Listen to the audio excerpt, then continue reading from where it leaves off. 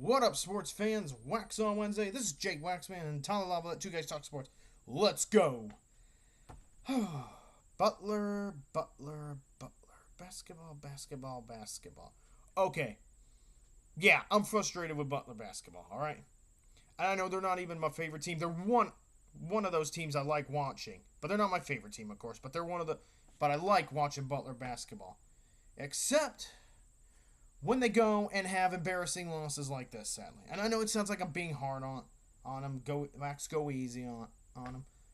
But here's the thing about this Butler team. They're so far this season. They've been inconsistent. Right now they're 7-3. Okay, they've got a winning record, but they've got two glaring losses now on their resume.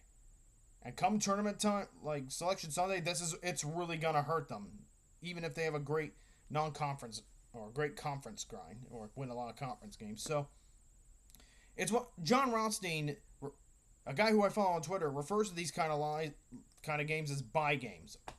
Like, for example, Butler loses a bye game. This is a tweet he constantly puts out. Butler loses a bye game to Austin Peay State University, the epitome of brutality. So a bye game, that's a game that like a team that's favored at home, and that's a game in which a team playing at home paid another team on the road to come and play them at their arena. So Butler paid Austin Peay State University. They paid them to come and play Butler at Hinkle Fieldhouse, and they lost that game. So that's part of what a bye game is, or a loss in a bye game. Butler has two of those this season. First off, there's been times where I've seen where this Butler team has played some great basketball. They played out in Arizona. They played in a tournament out in Arizona and won that November tournament and against Chris Yans and his Mississippi State Bulldogs. And that's a really good team, too. And they beat them. And they controlled that game. Butler was at their best in that game. So I've seen this Butler team play really, really, really well. And then we just have games where they just... And games against teams they should be. And they lose the game. So the first of these bye losses or bye game losses was against Austin Peay State University. And by the way, hats off to Hansel Emmanuel again. That's who he plays for, and he's an absolute great basketball player. And just last night, Butler lost a bye game to North Dakota State University. And granted, maybe that North Dakota State team is better than many of us expected, and they could shoot the heck out of that ball. But that's a game Butler should, at the very least, have won, and they lost. And that's two very glaring losses now on the resume. So while Butler, so far this season, has had some impressive wins, they've also got some really head-scratching losses, to say the least. Because Dan Mata is a good coach, all right? Very good coach. He knows what he's doing at Butler. And there are good basketball players on this Butler team. Jameel Telfort and, Pierre Brooks. Those are the two best guys on that Butler team. There's some good players on that team, all right? And they've returned most of that depth from those players that they had last year. They returned this year. And yet, Butler sadly looks, you could say they look like the same team from last year, and so with some of the same frustrations. It's just, right now, they're just not playing consistently together. And these two losses, I got a bad feeling. Like, if they win enough conference games, it may not matter, because those two glaring losses are going to be what keeps Butler out of the NCAA tournament in this case. So, just watching Butler basketball. Okay, I've got family. For the record, by the way, I've got family members and my sister who's a Butler alum. They all like watching Butler basketball. They're big fans of Butler. I myself, I like the program. It's not my favorite. I'm a Purdue fan at heart, but I do like watching Butler basketball. My heart hurts for them. I'm frustrated for them because I want to see them do well. Because the more teams we have in the state of Indiana that are in the NCAA tournament and doing well in college hoops, the better it is for the Hoosiers. For not just the Hoosier State, as it's called, but the basketball state. This just hurts. Notre Dame's been struggling. Indiana, of course, they might make the tournament, but they've got some really... But that tournament they had out in the Bahamas, they did not have a good experience there. And Butler right now, they've shown what they're capable of when they play consistently and when they play the full 40, but there's just games that they've had this season. Austin Peay State University and now North Dakota State University, where they just have not played the full 40. And against North Dakota State, they came back. They actually came back and took the lead at one point and then just kind of fizzled out and lost the game. I mean, Bat's shot selection in the end, say whatever you will, but and of course you can say fatigue started playing a role because it's tough to come back from a really big hole and then lead it in the most important moments of the game. But right now I'm just scratching my head over this Butler basketball team.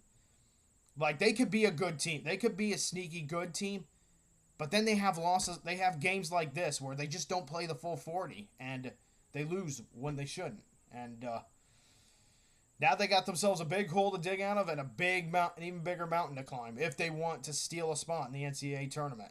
So I like that amount. I like Butler basketball. But there's no doubt there is a lot of work to do for this Butler basketball program. And when me and Tyler Lavalette do our next episode of the Friday Roundtable, Two Guys Talk Sports Friday Roundtable, I'll be talking about them because their next game is in the Indy Classic, which I will discuss this upcoming Friday. And speaking of which, I'm sorry the last Friday Roundtable episode. Me and Tyler, we want to apologize to you sports fans for the last Friday Roundtable coming out very, very late. Our editor was out of town. All right, nobody's to blame in this, okay? Just our editor is on vacation, and a well-deserved vacation, all right? So the next episode, I'm going to warn you, is probably going to be late as well due to some editing and some clips that we use. So just want to give you the heads up there and apologize. Okay, now on to my next subject. We're staying on the college end of things. So Purdue football, to be more specific, they've got their next football coach. So for those of you who did not hear, on Sunday, Purdue University hired UNLV head football coach Barry Odom to take the reins of Purdue football as the 38th head coach in the program's history. And to be honest, I like this hire, to be honest. It's very promising. And the main reason is Barry Odom checks off the most important box for Purdue football. If Purdue football is going to be successful, it needs an experienced man in charge running the program. Experience is important, and Barry Odom brings plenty of experience to the table at Purdue. He was very successful at Missouri, a team that Purdue actually beat at one point under Jeff Brom, and then Missouri came to Purdue and beat Purdue there. So, and Barry Odom was the coach around that time, and that Missouri program was very, very successful in those years under Barry Odom. He won a lot of games there. And of course, granted he was fired, but I think a lot of what happened at Missouri, a lot of Missouri's downfall, things involving Missouri's downfall during his tenure there were not on him. I think there's other things beyond his control there. Then he went to UNLV and kind of reinvented himself, and UNLV's been very successful under him. Won a lot of games, and now he's coming to West Lafayette to be Purdue's head coach. So he's got plenty of experience, and he has plenty of experience, especially turning programs around. He did it at Missouri, did it at UNLV, and I think he could do it at Purdue too. Just got to make the right hires. Especially the key thing I'll be looking for. Here's the thing. While he wasn't one of my top two guys, I'll confess that. But he was somebody that I was keeping an eye on, but maybe I didn't have him in like my top two, or definitely didn't have him in my top two, maybe not my top five. And the big reason for that is he's a defensive-minded coach, and I wanted to see Purdue get somebody who was experienced, but offensive-minded as well. But here's the thing. If Odom brings in the right offensive coordinator, things can work out at Purdue. And, coaches like Joe Tiller and Jeff Brom, they've shown you can win at Purdue. You can create a winning football culture at Purdue University. It's possible. It's just going to take the right hires, and I think it's going to take Odom some time here, though, because, Purdue, the cabinet is bare, the cupboard is bare for him. That's the sad thing. I mean, he's succeeding a head coach who lost a lot of his recruits, whether it's through the port. He lost a lot of guys in like Ryan Walters. Lost a lot of guys in the transfer portal, and lost a lot of commits, and some really good ones, too. So, Odom's definitely going to have to get to work from the get-go, especially convincing guys who are in the portal to come back to Purdue, and then landing plenty of transfers and bringing plenty of guys over. Won't be an easy thing. And something else to keep in mind, ironically, is Barry Odom actually gave Ryan Walters his first defensive coordinator job. And now the fact that Barry Odom is succeeding Ryan Walters, ironically, I guess it's a full circle thing, for lack of better words. But you know what? I've seen what Barry Odom has done at places like Missouri and UNLV. So it's a promising hire for Purdue. And so far, I like it. Seems like he wants to be at Purdue. Says the right things. So we're just going to see how this goes. And you know what? I'll be following this guy from day one, from the top, from bringing in the recruits, the national signing date, building up the team in the offseason, and then to the very first game of next season in 2025 against, I believe, Ball State. I could be wrong. So now with all that being said, Barry Odom, welcome to Purdue University. Welcome to West Lafayette. Wishing you all the best. Let's go get it. All right, and now, speaking of college football, shifting gears. All right, so the college football playoffs have been set, and congrats to the teams who made it. The teams that are in this, and me and Tyler are going to talk about this on Friday, as we have stated in our Friday Roundtable video. We'll give you guys a little preview there. And of course, we've got a bit of time before the first games. But again, all the teams that are in the playoffs that got in, they deserve to be there because they either won all their games, or they had no bad losses, or they played in their conference championship at the very least. And there's only one team in there with 3 losses, and that being Clemson, of course. But all the teams that are in there deserve to be in there. There's not very much controversy, except for the controversy created by the fan bases of some who they believe their team should have been in the playoffs, which is going to bring, this is the subject of my next subject here. We're going to talk about the Alabama Crimson Tide. There are people out there, the Alabama fans included, that think Alabama should have been in over a team like SMU because Alabama had a stronger strength of schedule. They even claim Alabama should have been in over Indiana because strength of schedule matters so much. Okay, and while that is true, Alabama, they play in the SEC. They did play a bit of a tough schedule. All right. But you know what? Alabama, you didn't deserve to be in the playoffs this time. And I am not just saying that because I dislike Alabama and I think they have been spoiled way too much by success. I am not just saying that. I'm going to tell you why they don't deserve to be in there. There's also, all right, I'm going to get to this in a moment, but there is some deceptions in that strength of schedule. Here's the thing. All right? Yes, you can have a strong strength of schedule to make a strong case for why you deserve to be in the playoffs, but here's the thing. When it comes to strength of schedule, you can't afford to have bad losses. You just can't. All right? Alabama, okay, they had 3 losses, and out of those 3 losses, 2 of them were bad losses, and they were bad conference losses. They lost to Vanderbilt. Okay, granted that was a close game, but they still lost to Vanderbilt, who finished 12th in the SEC. And granted, while Vanderbilt did win enough games to make a bowl season, they were 12th in the conference.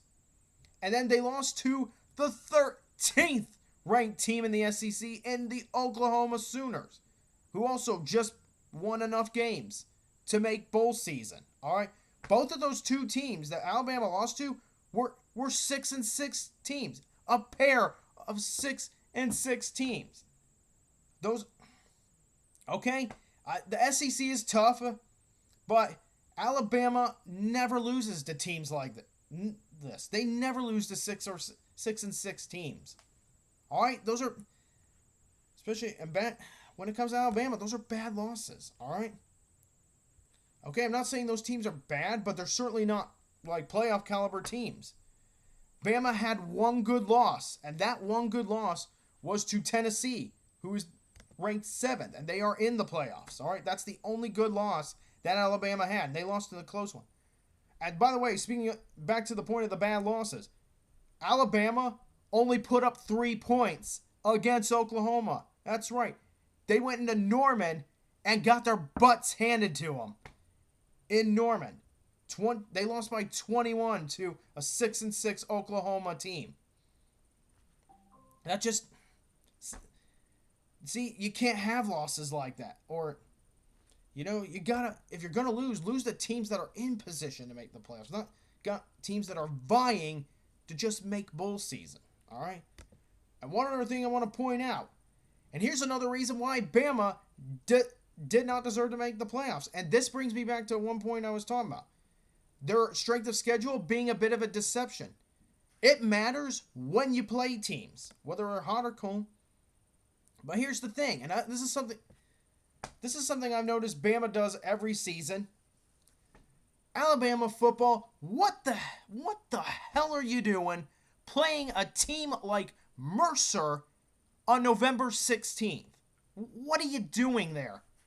If you're trying to boast about a strength of schedule, don't be playing teams like Mercer in the middle of November. November is the most critical month for college football because that's when you really got a chance to build up the wins. Build up that strength of schedule. Like show the wins back that strength of schedule. A 52-7 win over Mercer does not help you there. If you're going to be playing a team like Mercer, you should be playing them as one of your in September. One of your first 4 games of the season should be against Mercer, not your third to last game of the season. That's unacceptable. Okay? And the committee, I think, saw through that. And this is something Alabama has been doing a lot. They'll play teams like Mercer in November. Even under Nick Saban, this was happening quite a bit. And here's the thing. Okay, I'm sure there are other SEC teams that do this, but Alabama is the most notorious team in the SEC to be doing something like this. It's egregious. If you want to make the playoffs, it's this old moniker. To be the best, you got to beat the best. And to try and beat the best, you got to play the best. You got to schedule the best. Scheduling Mercer in November? No. You want to make the playoffs? Don't be scheduling Mercer in November. Schedule them at the start of the season. And this is not just an Alabama problem. It's an SEC problem. And now they want to talk about the fact that Alabama didn't get in. Now the SEC is like, all right, then we're going to schedule less SEC or less conference games and more non-conference games. Well, you know what? That's just SEC arrogance right there. That's conference arrogance right there. And you know what? That is going to sink the SEC even further if they go forward and do that. Okay? You want to prove your conference is the best? Play each other. All right? The SEC has fantastic football teams there. They should be playing each other down to the one. Conference grind matters. That's the thing. I like it when a team schedules tough opponents. And that's one. And here's the thing. Purdue basketball. Okay, I know it's not related to college football. Purdue in both football and basketball, they schedule tough opponents, especially in basketball. Painter wants his team to be tested. And Purdue football, of course, they're crazy to schedule tough opponents, I'll admit. But you know what? That helps your team get better. That's the best way to get better. Schedule tough opponents. Play good football teams. And I'm not saying that Alabama didn't play a lot of good football teams. They didn't. And while they did have a win against Alabama, tongue tie. So going back to their schedule, while they did have wins against teams like Missouri, and while they did have a win against number 2 Georgia, or who was number 2 at the time when they played them, they had head-scratching losses against teams in the SEC that didn't even crack the top 10. Like Vanderbilt, like Oklahoma. Oh, man. And then, so, the point is, with all of what I just said, Alabama didn't deserve to be in the playoffs because, A, while they did have some good wins in the SEC, they also had 2 terrible losses against bottom half SEC teams, like Vanderbilt and Oklahoma, who had rough seasons. Okay, so maybe they're better than. So probably, and chances are, they are better than people give them credit for, but they still finished where they finished in the SEC, and those are just losses that Alabama couldn't afford. And secondly, I think the college football committee, the playoff committee, they were done. They were done with the BS of playing Mercer, teams like Mercer, in the middle of November. Cut and dry. You want to schedule teams like Mercer? Or you need to schedule them early in the year. And then when it comes November, okay, schedule your toughest opponents. All right? Or as many as you can get. The committee, you know what? I am proud of the playoff committee for not falling for the Alabama bias, or proud of them for that. Look, I'm sorry, Alabama fans. Your team didn't do enough to make it. All right? Those bad losses to Oklahoma and Vanderbilt, followed by playing Mercer in November when you should be playing someone tougher. Those are the big reasons why Alabama is on the outside looking in the first ever 12-man playoff. And you know what? The committee, they got that right. Amidst all the controversy and that stuff. And that is where I am going to leave this subject. Me and Tyler might talk more about it on Friday. We'll find out. All right, on to this day in sports history. And on this day, the 11th of December, 2002, the great Joe Sakic, who played for the Colorado Avalanche, scores his 500th career goal at Vancouver. All right, sports fans, that's all I got for this week's Waxon Wednesday. Thank you so much for watching. And by the way, I want to give a special thanks, not just to my man Tyler Lavalette, to Mary Jacobs, to Josh, who works at the studio. He's been working his butt off, and I'm so thankful that me and Tyler have a guy like him who edits videos at such a professional rate. Josh, thank you so much for all your hard work, and same to everyone. And Whitney, thank you for your hard work as well. We appreciate that. Just want to thank everybody at the studios who works hard to make these Friday roundtable videos a dream turned into a reality. So, with all that now being said, I'm going to sign off. So, thank you for watching, sports fans. This is Jake Waxman from Two Guys Talk Sports, wishing you all a good week.